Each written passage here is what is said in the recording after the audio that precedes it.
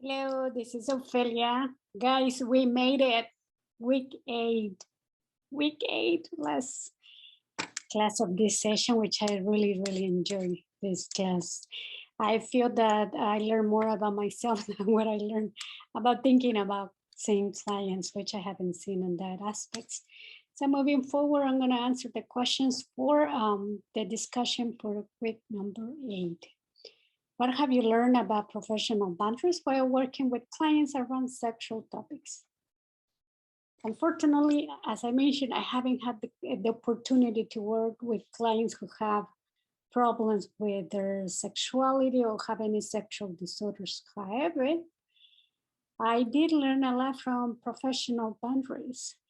To start, I want to say that sexual misconduct, according to the book, is not defined only as a sexual intercourse. It also consists of a broad range of sexual behaviors, which include telling sexual jokes or stories, sending obscene images or messages to the client, unwanted physical contact, excessive out-of-session communication, for example, text, phone, email, social media that is not related, or inviting a client to lunch or other social and professional activities, dating, or telling client that she is special.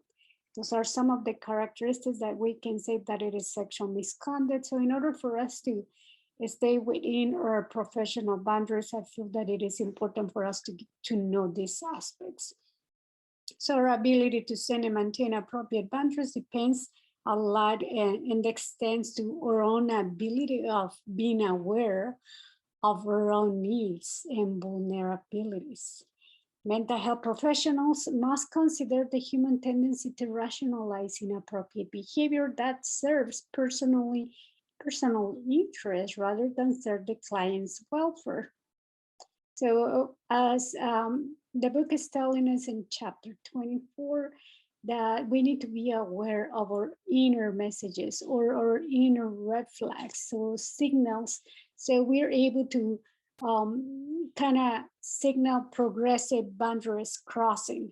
So we don't fall into the slippery slope, and we need to nurture our own personal relationship and support system. Question number 2, discuss your view of asexuality orientation as a healthy sexual orientation and consider how you may respond to a client presenting concerns for this sexual orientation.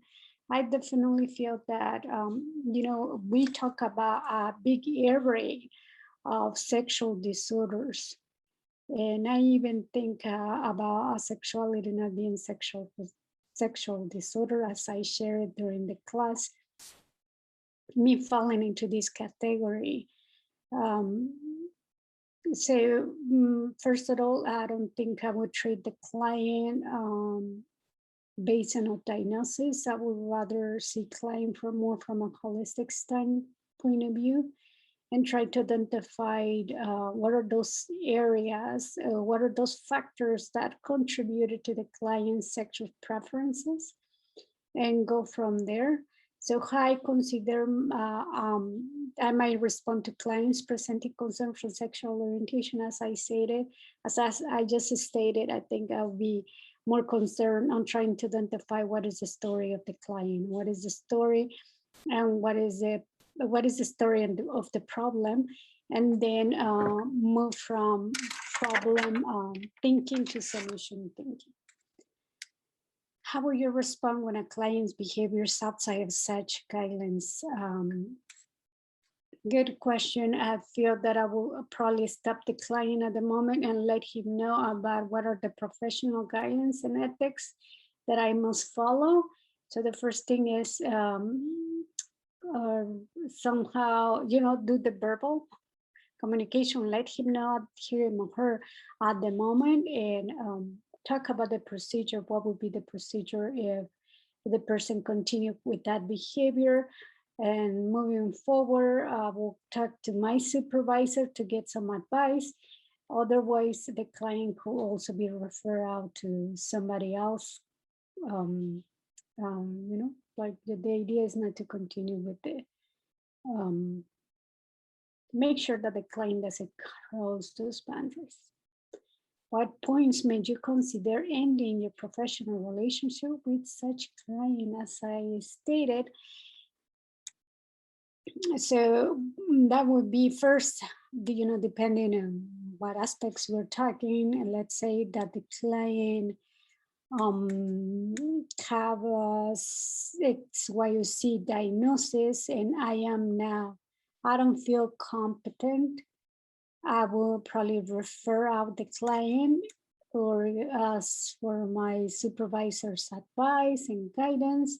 If I don't feel fully competent, refer out the client, but of course I'll let the client know.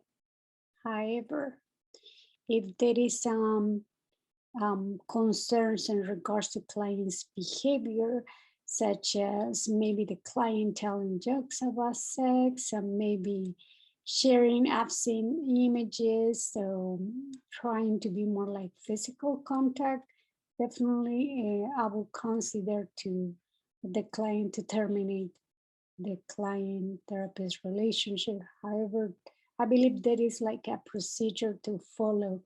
I will not, cut at the moment and be reactive to the situation. I feel that I need to be more proactive and let the client know about the consequences of such behavior, and tell them about what would be the end results if that behavior continue to be presented. And what else? Finally, please share your closing observation or the personal exploration during this course. I just wish I had more time to spend in this class. And I think this is one of those classes that you just wished you had it in person, or you had more student interaction. We did have, but I just wish we had more. I would like to see more interaction among us, but also not only agreeing. I feel that I learn more from disagreements than from agreements, right? So overall, with the reading and the videos the teacher presented during class, and the interaction, the exchange of ideas, I think I learned a lot. However, I feel that there is a lot more from me to learn. I had always thought on the back of my mind, which I have never shared with the world, that a lot of the problems that we have in this moment, starting for, this pedophile relationship, sexual abuses, and human trafficking, I feel that it is because this is an area that we have neglected, an area of the human being that we have neglected. Let's remember that for many years I heard about men wanting the sexual part of the human being to be considered one of the human needs.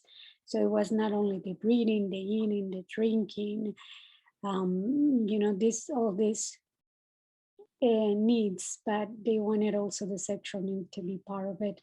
And I feel that that's something that we should consider, but also need to get more educated and finding ways to solve a problem, because there is evidently there is a big problem that we haven't been able to solve, and the problem will continue to persist and expand if we don't do anything about it. So I don't know, maybe down the line I might reconsider, taking different direction in regards to my profession, and maybe I don't want to say that I want to become a sexologist, but just get more informed about this topic to be able to talk to my clients and try to kind of somehow help them kind of with, with in regards to thinking about energy, their sexual energy, kind of trying to use it in a positive way or use it in a way that is going to be healthier for the client rather than something destructive. So again, I learned a lot about myself, but I also learned how little I know about the topic. So, thank you, and it was a pleasure to being with all of you guys. Stay in touch. I have one more class to go and I'll be done with the program. So I love that. Stay in touch. Let's stay connected. We can network and help each other. I am here to help you if there is anything that I can help you.